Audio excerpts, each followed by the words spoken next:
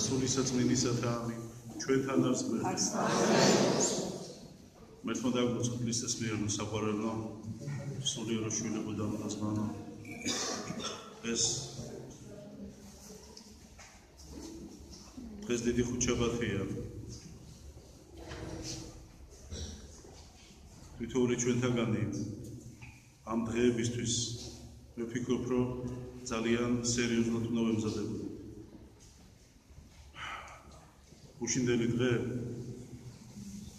იყო მძიმე ვინაიდან ამ დღეს იუდას მიერ გაიცა მაცხოვარი რა თქმა უნდა ხვალინდელი დღე უფრო მძიმეა ვინაიდან ეს არის მაცხოვრის ბნების დღე წამების დღე მაგრამ ბნების კვირას ეკლესია იმიტომ გვახსენებს რომ თვითონმა ჩვენთაგანმა თავი შევიზღუდოთ ისეთი რაღაცეებისგან რაც სულისთვის არ არის სასარგებლო ამ ერთ კვირაში მაინც ადამიანებმა რაღაცა ფორმით ჩვენი ცხოვრება ჩვენი ეს ყოველდღიური ცხოვრება დაუკავშიროთ ღმერთს როცა ბნების კვირა ზოგადად მარხვაზეა ლაპარაკი და როცა ბნების კვირაზე მიდგება საუბარი რატომაც ყველას თავში უტივტივებს საჭმელი ანუ მარხვა რა უნდა იჭამოს რა უნდა გავამზადოთ და ეს არის ყველაზე დამამცირებელი ღვთისთვის, იმიტომ რომ ჩვენ არა იმაზე ვზრუნავთ თუ როგორ შევხვდეთ ჩვენ მის ბნებას, როგორ ჩვენ ვერ შევუსრულებთ, მაგრამ ჩვენ რაღაცა ფორმით უნდა განვიცადოთ, იმიტომ რომ რა გაიარა უფალმა ეს ჩვენთვის უცნობია, იმ გაგებით რომ ჩვენ იმას ვერ გავივლით ვერასდროს, მანიტვით და თითოეული ჩვენთაგანის არა მარტო ცოდვები, არამედ ის ტკივილი და ადამიანს მისცა გამოხსნა, ადამიანს მისცა ანუ გამხდობის საშუალება და წირო დამთავრებული არ არის თითოეული ჩვენთაგანი იმას მითხულობ თუ დღეს რა გვეჭმება და ხვალ რა უნდა ვჭამოთ და ვინ როგორ უნდა იქცევდეს ჭამა ეს არის მე რამდენი ხარისხოვანი ვერ ვეტყვი თითოეული ჩვენთაგანი უნდა ვფიქრობდეთ თუ როგორ შეუერთდეთ ქრისტეს და ეს გოლგოთის გზა რაც მაცხოვრმა გაიარა ჩვენც გავიაროთ ოღონდ ჩვენი ჯვრით ის ჯვარი რაც მოძებულია ჩვენთვის რაც მოგცა ღმერთმა დღევანდელ დღეს როცა დიდ ხუთშაბათს აღნიშნავთ ეს არის დღე როცა მაცხოვრმა დააწესა წმინდა ზიარება ეს არის დღე როცა მაცხოვრმა ბოლოჯერ ინება თავის მოციქულებთან ერთად პური გაეტეხა დღევანდელ დღეს ანუ იმ დღეს როცა მაცხოვრმა ეს მოიმოქმედა იყო ებრაელების ანუ ურიების დიდი დღესასწაული პასექი ეს ამცნობს მათ ეგვიპტიდან 400-სლოვანი მონობა რომ დატოვეს და გამოვიდნენ. ეს არის იმ დღის მოსაგონებლად და ამიტომ თითოეული ებრაელი ადამიანი ამ დღისთვის ძალიან ესე ვთქვათ დიდად ემზადებოდა. ამიტომ მაცხოვარი როცა იერუსალიმში მიბრძანდება და ზოგადად როცა ემზადებიან ამ დღისთვის მოციქულებს უყვირთ რომ რატომ არაფერს არ იძახის რომ სად მოხდება ეს პასექი ანუ სად განტეხავს მაცხოვარი პურს რა თქმა უნდა მაცხოვარმა იცის მათი გულის რახვანი, მაგრამ არ იძახის იმიტომ, რომ ვიდრე უფრო ადრე არ მოხდეს იუდასგან, ანუ აი ამ საქმის გაცემა, მაცხოვრის გაცემა. და ამიტომაც, როცა დრო მოდის ორი დღით ადრე ეუბნება მოციქულებს, რომ წადით ნახეთ ესა და ეს ადამიანი, რომელსაც კოკით წყალი მიაქვს სახლში და სადაც შევა, ეს მისი სახლია და უთხარით, რომ უფალს ჩვენსას მაცხოვარს ნებავს, რომ შენთან განსტეხოს პური. მოციქულებიც ასე მოიქცევიან და აი ამ სახლში მომზადებენ მაცხოვარს, ანუ ტრაპეზს. მაცხოვარმა იცის ძალიან კარგად ზრახვანი ადამიანთა და მათი გულის ნადები და ამიტომ იცის იუდა რას მოიმოქმედებს, იცის იუდა რისი გამკეთებელია და აი ამ ტრაპეზზე მაცხოვარი იწყებს ფეხების ბანოს თავისი მოციქულების და იცით პიროს ვის ბანს? იუდას. იმიტომ რომ მაცხოვარი ამით კიდევ ერთხელ ამტკიცებს რომ ცოდვილი ადამიანი მოსაშორებელი კი არ არის სამკურნალოა. გასაგდები კი არ არის მისაღებია და გულში ჩასახუტებელია. ნუ რა თქმა უნდა თუ ის მოექცევა, თუ ის სინანულში ჩავარდება, თუ ის რამეს გაიგებს. და ამიტომაც ცდილობს მაცხოვარი რომ ამ ფორმით პირველი იუდას დაბანოს ფეხები. როცა ჯერი პეტრემდე მიდგება ეს გულანთებული მოციქული უარზია და ეუბნება მაცხოვარსო, თქვენ შენ უნდა დამბანო მე ფეხი. მაგრამ მაცხოვარი ეუბნება, რომ ეს უნდა აღსრულდეს. თუმცა პეტრე ისევ უარს ეუბნება თავისი სიმდაბლის გამო. მაგრამ მაცხოვარი ბრძანებს, თუ ამას არ გექნება ჩემთან წილი. ასევეა ჩემო ძვირფასებო დღეს, ვინ ჩვენ დღეს არ ვართ ქრისტეში, ვინ ჩვენ დღეს არ ვაღიარებთ მის ღვთაებრიობას, არ გვექნება მასთან წილი, არ გვექნება მასთან კავშირი. ევქარისტია, რომელიც არის ეს უდიდესი რამ, როცა პური და ღვინო გარდაიცხება სისხლად და ხორცად, რა დღევანდელ დღეს მისცა მაცხოვარმა, აქაც კი წილი უნდა გქონდეს თითოეულ ჩვენთაგანს. აუცილებელია, იმიტომ რომ მაცხოვარი დასძენს, ვინც არ მიიღებ და არ შესჯამ და არ დავლეთ ამისაგან, არ იგექნება ჩემთან წილი.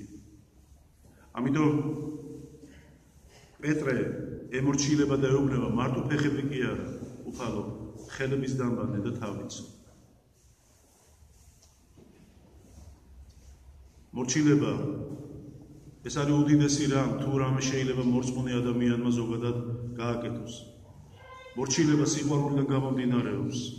ეს მორჩილება თამდაბლობა დღეს მაცხოვარმა ნათლად გვაჩვენა თვითოულ ჩვენთაგანს, თავის მოციქულებზე აღსრულებული და თან დასძენს სახარებაში ჩვენ დღეს მოვისმინეთ, რომ თქვენ მე მეუბნებით მოძღვარო და უფლად მხადითო, ანუ მეუბნებითო და თქვენ იცითო, რომ უფალმა თქვენმა და მოძღვარმა თქვენმა ფეხები დაგბანა თქვენ და ეუბნება თქვენც ამას ყოფდეთო. თან დასძენს, რომ ვინმეს ხაზგასმით ვიძახი, რაღაცა ფორმი თავში არ აუარდეს და თავისი თავი უფრო დიდად არ წარმოაჩინოს, ხშირად გვემართება ჩვენ ეს მორწმუნე საზოგადოებაშიც კი და ამიტომ მაცხოვარი ბრძანებს ესე სიტყვებს, რომ მონა უფალზე დიდი ვერ იქნება.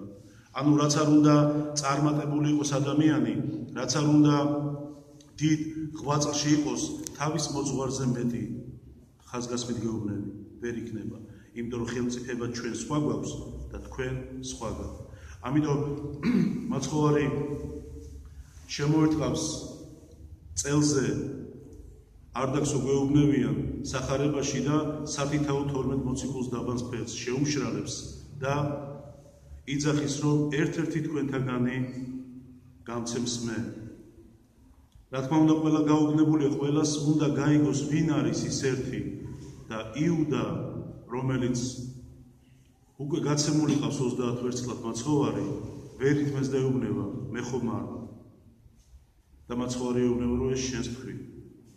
მე მინდა უბრალოდ თქვენი ყურადღება მივაქციო იმაზე, რომ იმდენად დაბნეულები არიან მოციქულები, რომ თუნდაც მაცხოვარი რო ეუბნება იუდას, რომ ეს შენ თქვი, ვერ იგებენ, თითქოს მათი ყურები დახშულია, მათი თვალები დაბნობილია და ალბათ არ უნდა ამას მაცხოვარმა ასე ინება, იმიტომ რომ იცოდა პეტრეს გულმხურვალე მოღვაწეობა.